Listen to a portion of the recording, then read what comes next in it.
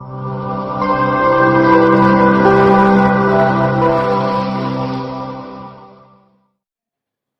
Dear student, हमने first lecture में पढ़ा था कि केमिकल रिएक्शन होता क्या है और केमिकल रिएक्शन के क्या क्या कैरेक्टरिस्टिक्स होते हैं।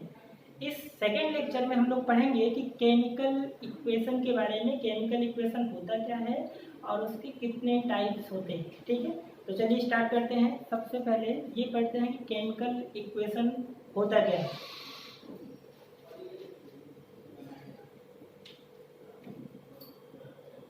क्या है टॉपिक हमारा? Chemical equation. ठीक है, देखिए केमिकल इक्वेशन क्या होता है, किसी भी केमिकल रिएक्शन को हम शॉर्ट फॉर्म में जो रिप्रेजेंट करते हैं उसी को हम क्या बोलते हैं? Chemical equation. तो इसका डेफिनेशन क्या हुआ? Short form representation of chemical reaction are known as chemical equation. ठीक है, अब शॉर्ट फॉर्म में रिप्रेजेंट करने के दो तरीके होते हैं। या तो केमिकल रिएक्शन में जो भी रिएक्टेंट्स प्रोडक्ट्स यूज हुए हैं उनके नेम से रिप्रेजेंट कर दो, या फिर उनके सिंबॉलिक फॉर्म में आप रिप्रेजेंट करो। तो word form and symbolic form के बेसिस पे केमिकल इक्वेशन के दो टाइप होते हैं, तो वो हम बाद में पढ़ेंगे। सबसे पहले केमिकल इक्वेशन का डेफिनेशन हम लिख लेते हैं। तो केमिकल इक्वेशन क्या हुआ? Short form representation, short form representation of chemical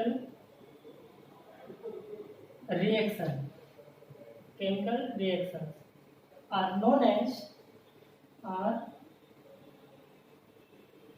known as क्या बोलेंगे उसको? Chemical equations.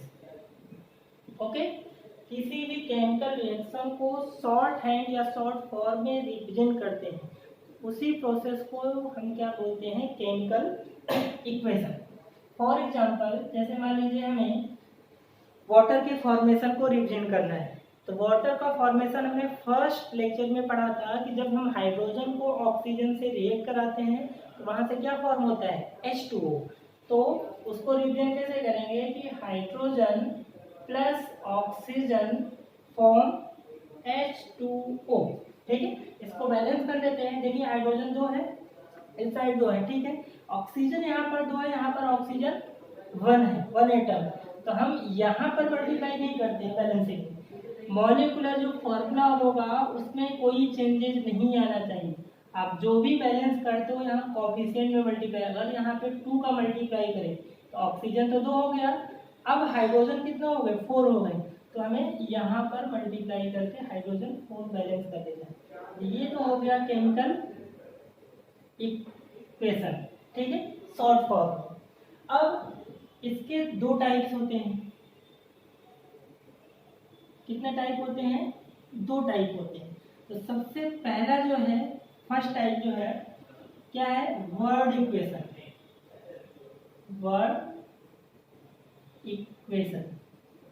ठीक है, वर्ड इक्वेशन क्या होता है? जब हम केमिकल इक्वेशन को, ठीक है, केमिकल इक्वेशन को उसके जो भी रिएक्टेंट या प्रोडक्ट यूज हुए हैं उनके नेम से हम लिख के रिप्रेजेंट करते हैं। तो ऐसे रिप्रेजेंटेशन को हम क्या बोलते हैं? Word equation. ठीक है, तो ऐसे लिख सकते हैं, इन दिस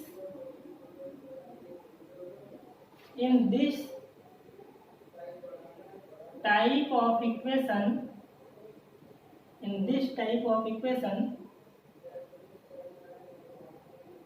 केमिकल reactions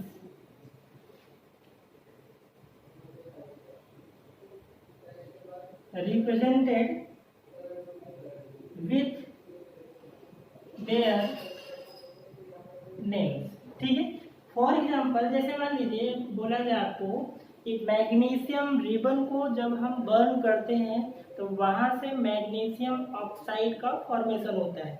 तो अगर इसको हमें लिखना हो वर्ड फॉर्म में, सीधा सा उसके नेम से लिखेंगे। अब मैग्नीशियम, यहाँ पे हम पूरा नाम लिखेंगे मैग्नीशियम, ठीक है। मैग्नीशियम एक मेटल होता है जिसका एटॉमिक नंबर कितना होता है, 9 में पढ़ा होगा आपने, 12, ठीक है, और एटॉमिक मास 24। मैग्नीशियम को बर्न करा रहा है ऑक्सीजन में। देखो जब भी किसी भी एलिमेंट को, किसी भी सब्सटेंस को जब बोला जाए कि बर्न करा रहे हैं ऑक्सीजन में, इसका मतलब ऑक्सीजन से आपको रिएक्शन कराना है। तो क्या लिखेंगे हम, ऑक्सीजन। किसी चीज को बर्न करना है तो हमें एयर चाहिए, एयर मतलब ऑक्सीजन। यहाँ से क्या बन जाएगा, मैग्नीशियम ऑक्साइड, ठीक है, मैग्नीशियम ऑक्साइड। तो ये हो गया क्या, वर्ड इक्वेशन, ठीक है।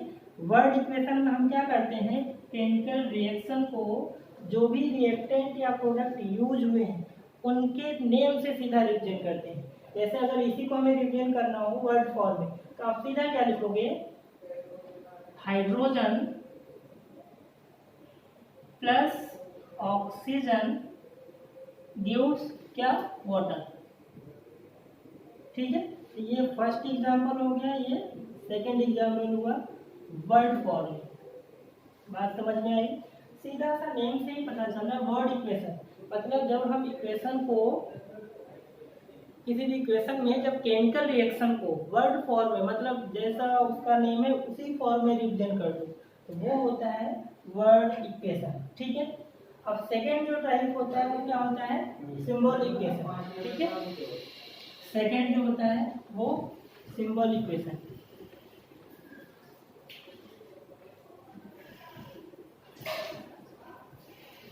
ठीक है, सिंबल इक्वेशन।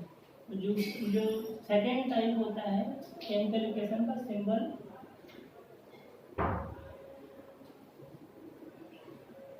इक्वेशन, ठीक है। सिंबल इक्वेशन क्या करते हैं, in this type of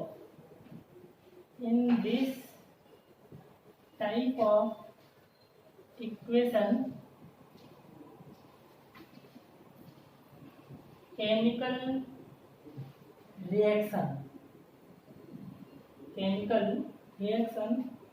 represented with their symbols, ठीक है। इस तरह के केमिकल इक्वेशन में जो भी रिएक्टेंट्स या प्रोडक्ट्स यूज हुए हैं उनके सिंबल फॉर्म में रिप्रेजेंट कर देते हैं। जैसे अभी मैंने वर्ड इक्वेशन में लिया था क्या, मैग्नीशियम को हमने ऑक्सीजन से रिएक्ट कराया था तो वहाँ से क्या बना था, मैग्नीशियम ऑक्साइड।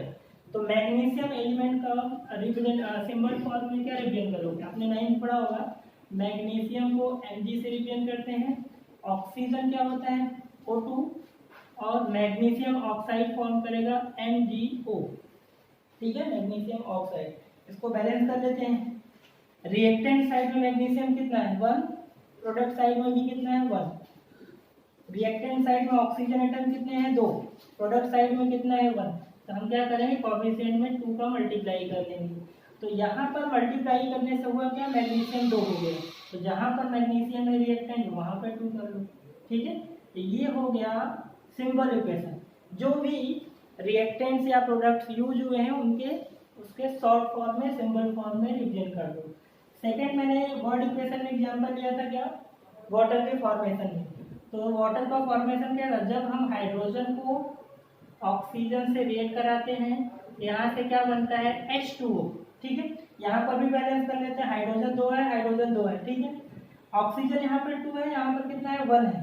तो हमें कोएफिशिएंट में मल्टीप्लाई कर लिए, ऑक्सीजन तो 2 हो गया बट हाइड्रोजन एटम कितने हो गए 4। तो रिएक्टेंट साइड में जहाँ पर हाइड्रोजन यहाँ पे 2 का मल्टीप्लाई कर लो, ठीक है। तो ये जो हो गया उसको हम क्या बोलते हैं, सिंबल इक्वेशन, ठीक है। समझ में आया केमिकल इक्वेशन क्या होता है, ठीक है, वो हमने पढ़ लिया।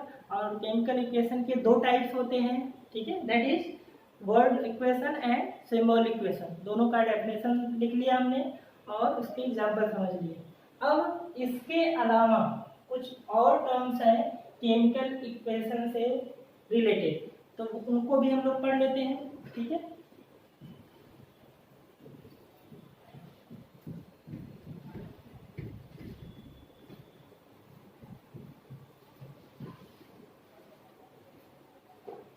तो चलिए कुछ अदर इक्वेशन क्या है, इसको हम लोग नोट में लिख लेते हैं, ठीक है।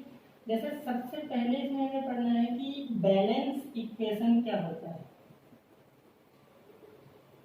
बैलेंस्ड इक्वेशन नेम से थोड़ा सा आइडिया लग रहा होगा। बैलेंस इक्वेशन क्या होता है, ऐसी केमिकल इक्वेशन जिसमें reactants and product side both side में number of atom of each element क्या हो, इक्वल हो, तो ऐसे रिएक्शन को क्या बोलते हैं, बैलेंस्ड इक्वेशन। और अगर अनइक्वल होंगे तो उसको हम क्या बोलेंगे, अनबैलेंस्ड इक्वेशन, ठीक है। तो डिफाइन कर लेते हैं, ठीक है।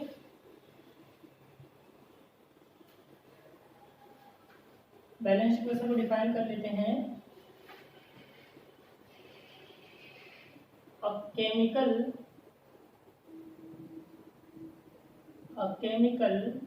Equation in which number of atom of each element in reactants or product, ठीक है। क्या हो गया, a chemical equation in which number of atom of each element in reactant और प्रोडक्ट साइड और इक्वल, ठीक है। तो ऐसी केमिकल इक्वेशन को हम क्या बोलते हैं, बैलेंस्ड इक्वेशन। इससे पहले हमने जो एग्जांपल लिए थे, देखिए उसमें हमने क्या करा था, बैलेंस लिया था। आप लोग ने 9 में पढ़ा होगा लॉ ऑफ कंजर्वेशन ऑफ मास।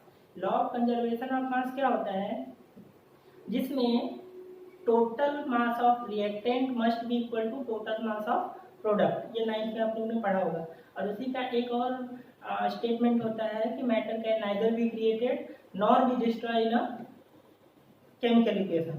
तो दोनों का मतलब एक ही है। तो रिएक्टेंट एंड प्रोडक्ट साइड मास तभी इक्वल होगा जब दोनों साइड नंबर ऑफ एटम्स, ठीक है, ऑफ ईच एलिमेंट क्या हो, इक्वल हो।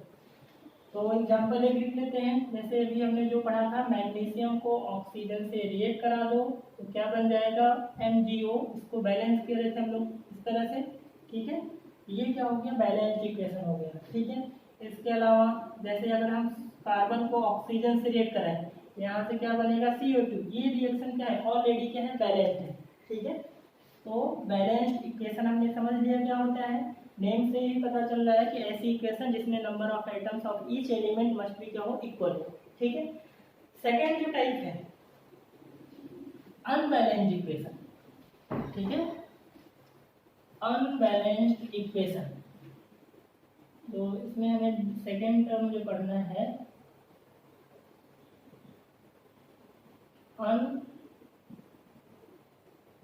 अनबैलेंस्ड इक्वेशन, या फिर इसी को हम बोलते हैं स्केलेटल इक्वेशन। स्केलेटल, ठीक है, स्केलेटल इक्वेशन या फिर बैलेंस इक्वेशन।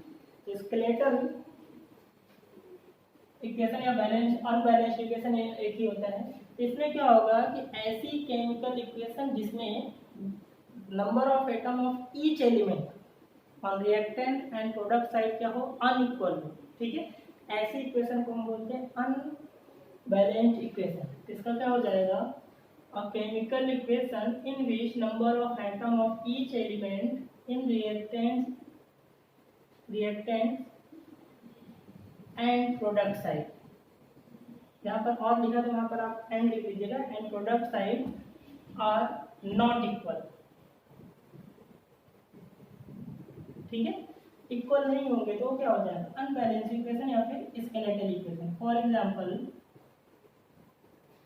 जैसे अभी हमने दो इक्वेशन दिया था, मैग्नीशियम प्लस ऑक्सीजन, यहाँ से क्या आ जाएगा MgO, ठीक है, ये प्रोडक्ट बनाएगा। तो ये क्या है, अनबैलेंस्ड इक्वेशन है, कैसे चेक कर लो, मैग्नीशियम एक है, इस साइड ऑक्सीजन, कितने रिएक्टेंट है, दो है, प्रोडक्ट साइड क्या है, मैग्नीशियम तो ठीक है बैलेंस है, बट ऑक्सीजन कितना है, एक है, इस रिएक्टेंट साइड दो है, ये क्या हुआ अनबैलेंस। अनबैलेंस इक्वेशन मतलब एक भी अगर एटम अनइक्वल है तो वो अनबैलेंस या फिर स्केलेटल इक्वेशन में ही कैटेगराइज होगा, ठीक है। सेकेंड, जैसे हम बात करें H2 प्लस O2, यहाँ से क्या बनेगा H2O, अनबैलेंस इक्वेशन चेक कर लो, हाइड्रोजन दो, हाइड्रोजन दो, ऑक्सीजन दो और ऑक्सीजन नहीं, ठीक है। और भी एग्जाम्पल लिख लेते हैं, जैसे अगर हम नाइट्रोजन गैस को हाइड्रोजन गैस से रिएक्शन करा रहे, जहाँ पर अमोनिया गैस का फॉर्मेशन होता है, उसका फॉर्मूला NH3 होता है, ठीक है।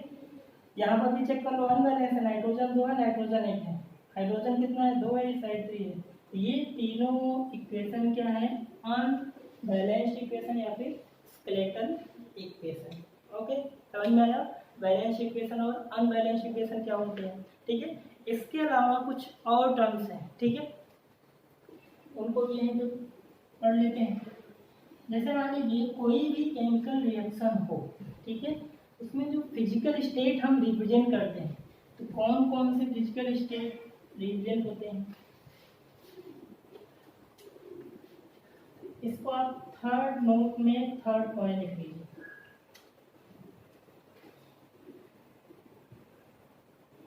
क्या हेडिंग डाल लेते हैं, कॉमन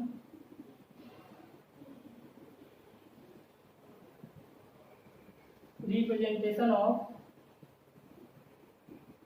फिजिकल स्टेट, ठीक है। जैसे अगर कोई भी रिएक्टेंट या प्रोडक्ट सॉलिड स्टेट में हो तो हमेशा शॉर्ट में हम क्या लिखते हैं, स्मॉल में S लिखते हैं। अगर कोई लिक्विड फेज में है तो स्मॉल में L लिखते हैं। अगर कोई गैसियस फेज में है तो स्मॉल में G लिखते हैं, या फिर गैस क्या होता है हमेशा अपवर्ड डायरेक्शन होता है, एरो का डायरेक्शन अपवर्ड डायरेक्शन में, ठीक है। ये कॉमन मैटर के टाइप हो गए। इसके अलावा जैसे मान लीजिए कोई भी अगर एक्वस फेज में हो, एक्वस का मतलब होता है किसी भी सब्सटेंस को अगर वाटर में हम डिजोल्व करते हैं, वाटर एज अ सॉल्वेंट हो उसको हम बोलते हैं एक्वस, ठीक है। तो उसको शॉर्ट में हम AQ से रिप्रेजेंट करते हैं। उसके बाद अगर प्रेसिपिटेट फॉर्म में हो, प्रेसिपिटेट मतलब किसी भी सॉल्यूशन में जो डिजोल्व नहीं होता, तो उसको शॉर्ट में क्या बोलते हैं, पीपीटी तो शॉर्ट में हम प्रेसिपिटेट को हम पीपीटी बोलते हैं। या फिर प्रेसिपिटेट क्या होता है, सेटल डाउन बॉटम होता है, एरो का डायरेक्शन नीचे की डायरेक्शन में भी ऐसे रिप्रेजेंट करते हैं। तो ये कुछ कॉमन रिप्रेजेंटेशन हो गए किसी भी केमिकल रिएक्शन में, ठीक है। बाकी केमिकल इक्वेशन को बैलेंस कैसे करते हैं, ये आपकी जो बुक में तरीका दिया हुआ है, ठीक है, कि पहले किसी भी केमिकल रिएक्शन में बॉक्स बनाएंगे, फिर एक एटम को लेफ्ट हैंड साइड काउंट करेंगे। तो ये जो मेथड आप अप्लाई करोगे तो बोर्ड में जो भी आते हैं वो अगर मेथड अप्लाई करोगे तो 4-5 मिनट में वही लेके जाएंगे। इसके लिए मैं प्रॉपर वर्कशीट एक लेक्चर में बैलेंसिंग ऑफ केमिकल इक्वेशन पे ही बनाएंगे, तो वहाँ पर आप जल्दी प्रैक्टिस कर लोगे तो वो आने लगेगा बैलेंस कैसे करते हैं, ठीक है। उसको हम हीट एंड ट्रायल मेथड बोलते हैं, जिसमें आप रिएक्शन देखो समझना है कि किधर कितना मल्टीप्लाई करेंगे वो केमिकल इक्वेशन बैलेंस हो जाएगा। तो आज के लेक्चर में हमने क्या पढ़ा, केमिकल इक्वेशन होता क्या है, कितने टाइप्स होते हैं, और कुछ कॉमन टर्म्स जैसे बैलेंस इक्वेशन क्या होता है, अनबैलेंस इक्वेशन क्या होता है, और common representation of physical state, ठीक है। Okay, next